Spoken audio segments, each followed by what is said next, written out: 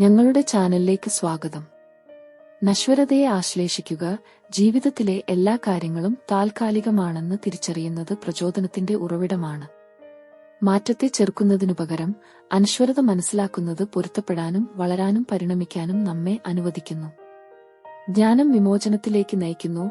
ജ്ഞാനം വളർത്തിയെടുക്കുന്നതിലൂടെയും നശ്വരതയുടെ സ്വഭാവം മനസ്സിലാക്കുന്നതിലൂടെയും ഒരാൾക്ക് അസ്തിത്വത്തിന്റെ യഥാർത്ഥ സ്വഭാവത്തെക്കുറിച്ച് ഉൾക്കാഴ്ച ലഭിക്കും. ഈ ധാരണ ആത്യന്തികമായി കഷ്ടപ്പാടുകൾ കൊണ്ടുവരുന്ന കാര്യങ്ങളിൽ പറ്റിനിൽക്കുന്നതിൽ നിന്ന് നമ്മെ മോചിപ്പിക്കുന്നു. കഷ്ടപ്പാടുകളിൽ നിന്ന് അകന്നുപോകൽ, നശ്വരതയുടെ തിരിച്ചറിയൽ, കഷ്ടപ്പാടുകളിലേക്ക് നയിക്കുന്ന അറ്റാച്ച്മെന്റുകളിൽ നിന്നും പ്രതീക്ഷകളിൽ നിന്നും വേർപെടുത്താൻ നമ്മെ പ്രോത്സാഹിപ്പിക്കുന്നു. പകരം ബാഹ്യ സാഹചര്യങ്ങൾ പരിഗണിക്കാതെ ആന്തരിക സമാധാനവും സംതൃപ്തിയും വളർത്തിയെടുക്കുന്നതിൽ ഞങ്ങൾ ശ്രദ്ധ കേന്ദ്രീകരിക്കുന്നു.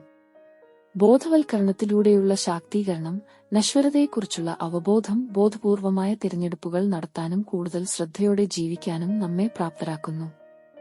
യഥാർത്ഥത്തിൽ പ്രാധാന്യമുള്ളവയ്ക്ക് മുൻഗണന നൽകാനും ഇനി നമ്മെ സേവിക്കാത്തവ ഉപേക്ഷിക്കാനും ഇത് ഞങ്ങളെ പ്രോത്സാഹിപ്പിക്കുന്നു. സഹിഷ്ണുതയും പൊരുത്തപ്പെടുത്തലും. നശ്വരതയെ മനസ്സിലാക്കുന്നത് ജീവിതത്തിലെ വെല്ലുവിളികളെ അഭിമുഖീകരിക്കുന്നതിൽ പ്രതിരോധശേഷിയും പൊരുത്തപ്പെടുത്തലും വളർത്തുന്നു.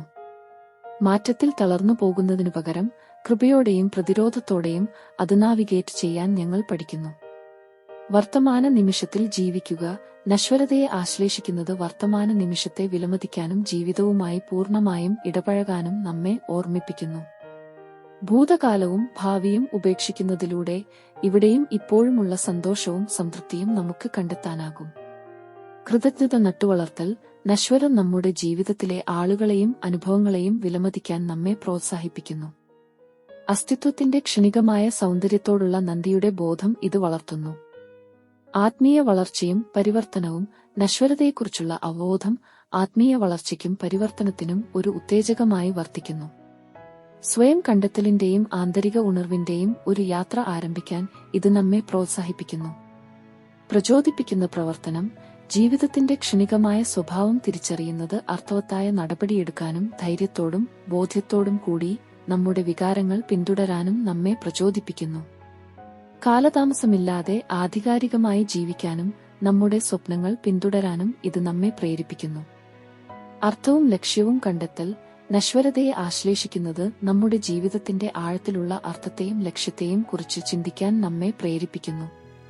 നമ്മുടെ പ്രവർത്തനങ്ങളെ നമ്മുടെ മൂല്യങ്ങളുമായി വിന്യസിക്കാനും നമുക്ക് കഴിയുമ്പോൾ ലോകത്തിന് ക്രിയാത്മകമായി സംഭാവന നൽകാനും ഇത് ഞങ്ങളെ പ്രോത്സാഹിപ്പിക്കുന്നു. പ്രാചീന ഇന്ത്യയിൽ അസ്തിത്വത്തിന്റെ സ്വഭാവത്തെക്കുറിച്ചുള്ള അഗാധമായ ധാരണയ്ക്ക് പേരുകേട്ട രവി എന്ന ജ്ഞാനിയായ ഒരു അധ്യാപകൻ ജീവിച്ചിരുന്നു. ലളിതവും എന്നാൽ ശക്തവുമായ ഒരു പഠിപ്പിക്കൽ അദ്ദേഹം പലപ്പോഴും തന്റെ വിദ്യാർത്ഥികളുമായി പങ്കുവച്ചു. എല്ലാ വ്യവസ്ഥകളും ശാശ്വതമാണ്. ഒരാൾ ഇത് ജ്ഞാനത്തോടെ കാണുമ്പോൾ ഒരാൾ കഷ്ടപ്പാടുകളിൽ നിന്ന് പിന്തിരിയുന്നു. ജീവിതത്തിൽ അഭിമുഖീകരിക്കുന്ന നിരന്തരമായ വെല്ലുവിളികളും കഷ്ടപ്പാടുകളും കൊണ്ട് വിഷമിച്ച ഒരു ദിവസം അർജുൻ എന്ന യുവാവ് രവിയെ സമീപിച്ചു. അർജുൻ ചെറുപ്പത്തിൽ തന്നെ മാതാപിതാക്കളെ നഷ്ടപ്പെട്ടു, ദാരിദ്ര്യത്തോട് മല്ലിട്ടു, ഭാവിയുടെ അനിശ്ചിതത്വത്താൽ വലഞ്ഞു. ഒരു ബോധിവൃക്ഷത്തിന്റെ ചുവട്ടിൽ ഇരിക്കാൻ രവി അർജുനെ ക്ഷണിച്ചു. അവിടെ അവർക്ക് ചുറ്റുമുള്ള ലോകത്തെ നിരീക്ഷിക്കാൻ കഴിയും. അവർ നിശബ്ദരായി ഇരുന്നപ്പോൾ അവർ കാണുന്ന എല്ലാറ്റിലും അന്തർലീനമായിരിക്കുന്ന അനശ്വരതയെ രവി ചൂണ്ടിക്കാണിക്കാൻ തുടങ്ങി. കാറ്റിൽ മെല്ലെ ആടിയിലയുന്ന ഇലകളോട് അവൻ ആംഗ്യം കാണിച്ചു. അവ തക്കസമയത്ത് വാടി വീഴുമെന്ന് അർജുനെ ഓർമ്മിപ്പിച്ചു. അവൻ സമീപത്ത് ഒഴുകുന്ന നദിയിലേക്ക് വിരൽ ചൂണ്ടി അതിന്റെ പ്രവാഹങ്ങൾ എപ്പോഴും മാറിക്കൊണ്ടിരിക്കുന്നതെങ്ങനെയെന്ന് ചിത്രീകരിച്ചു.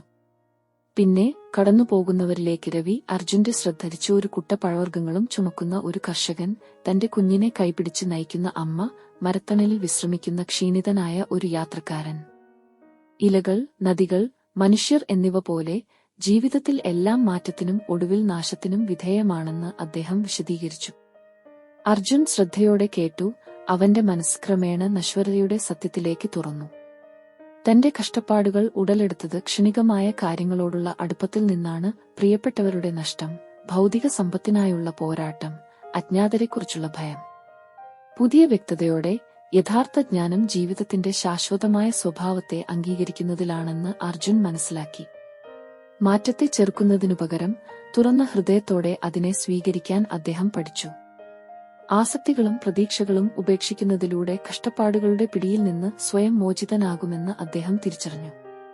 രവിയുടെ പഠിപ്പിക്കലുകളിൽ നിന്ന് പ്രചോദനം ഉൾക്കൊണ്ട് അർജുൻ സ്വയം കണ്ടെത്തലിന്റെയും ആന്തരിക പരിവർത്തനത്തിന്റെയും ഒരു യാത്ര ആരംഭിച്ചു. ഭൂതകാലത്തോട് പറ്റിനിൽക്കാതെയും ഭാവിയെക്കുറിച്ച് ആകുലപ്പെടാതെയും ഓരോ അനുഭവങ്ങളെയും വിലമതിച്ചുകൊണ്ട് അദ്ദേഹം വർത്തമാന നിമിഷത്തിൽ ആശ്വാസം കണ്ടെത്തി. നശ്വരതയുടെ ജ്ഞാനത്താൽ സായുധനായ അർജുൻ ജീവിതത്തിന്റെ വെല്ലുവിളികളെ സഹിഷ്ണുതയോടെയും കൃപയോടെയും നേരിട്ടു. കഷ്ടപ്പാടുകളാൽ വിഴുങ്ങാൻ അവൻ സ്വയം അനുവദിച്ചില്ല, പകരം അസ്തിത്വത്തിന്റെ മാറിക്കൊണ്ടിരിക്കുന്ന ഒഴുക്കിൽ സമാധാനവും സംതൃപ്തിയും കണ്ടെത്തി. ജീവിതത്തിന്റെ ശാശ്വതമല്ലാത്ത സ്വഭാവം മനസ്സിലാക്കുന്നതിലും അംഗീകരിക്കുന്നതിലുമാണ് കഷ്ടപ്പാടുകളെ അതിജീവിക്കാനുള്ള താക്കോൽ എന്ന് അർജുനന്റെ കഥ ശക്തമായ ഓർമ്മപ്പെടുത്തുന്നു. ഈ സത്യത്തെ ധ്യാനത്തോടെ കാണുമ്പോൾ നമുക്ക് കഷ്ടപ്പാടുകളിൽ നിന്ന് പിന്തിരിഞ്ഞ് സന്തോഷവും നന്ദിയും ആന്തരിക സമാധാനവും നിറഞ്ഞ ഒരു ജീവിതം സ്വീകരിക്കാൻ കഴിയും. നിങ്ങളുടെ സമയത്തിനും ശ്രദ്ധയ്ക്കും നന്ദി. ഞങ്ങളുടെ വീഡിയോ നിങ്ങൾക്ക് പ്രചോദനമാകുമെന്ന് ഞങ്ങൾ പ്രതീക്ഷിക്കുന്നു. നിങ്ങളുടെ സുഹൃത്തുക്കൾക്കും കുടുംബാംഗങ്ങൾക്കും വീഡിയോ ലൈക്ക് ചെയ്യാനും അഭിപ്രായമിടാനും പങ്കിടാനും ഞങ്ങൾ അഭ്യർത്ഥിക്കുന്നു. ഇതുപോലെയുള്ള മോട്ടിവേഷണൽ വീഡിയോകൾക്കായി ഞങ്ങളുടെ ചാനൽ സബ്സ്ക്രൈബ് ചെയ്യുക. ജയ് ഹിന്ദ്.